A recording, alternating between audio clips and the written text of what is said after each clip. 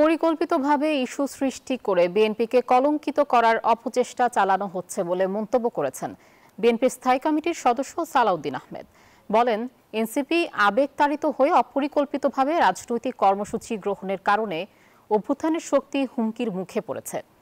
বৃহস্পতিবার রাজধানীর নয়াপল্টনে যুবদলের বিক্ষোভ মিছিলে অংশ নিয়ে এসব কথা বলেন তিনি। সারা বাংলাদেশে ডেমোক্রেসির রাজত্ব হচ্ছে।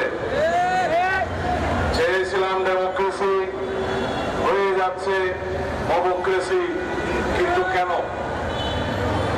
কিন্তু কেন যারা গণ অভ্যুত্থানের শক্তিকে চ্যালেঞ্জ করার সাহস পাচ্ছে তারা কারা এবং কেন? এই দুই কেনর জবাব হচ্ছে সরকারের নির্লিপ্ততা এবং আইন শৃঙ্খলা পরিস্থিতি নিয়ন্ত্রণে তাদের ব্যর্থতা।